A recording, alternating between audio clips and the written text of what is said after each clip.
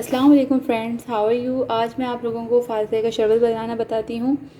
फ़ालसे का शरबत बनाने से अक्सर ख़वातीन बहुत ज़्यादा घबराती हैं क्योंकि इसमें मेहनत ज़्यादा लगती है, लेकिन आज मैं आपको बहुत ही इसका ईज़ी तरीका बताऊँगी और आप लोग भी घर में खूब मज़े से बना के पिएगा। तो चलिए स्टार्ट करते हैं। इसके इंग्रेडिएंट्स नोट करें।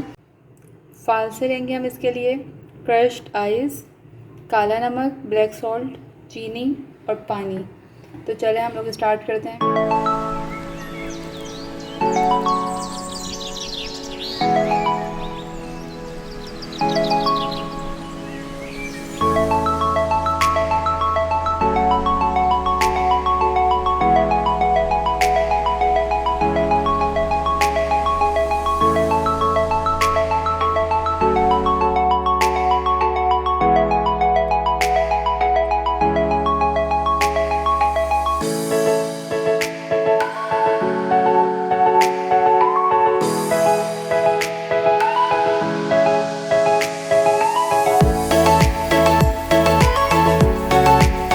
लुक फ्रेंड्स, हमारा फालसे का शरबत रेडी है। आप लोग भी बनाएं और गर्मी में इस शरबत को खूब एंजॉय करें। नेक्स्ट वीडियो तक के लिए इजाज़त दीजिए। टेक केयर, अल्लाह हाफिज़।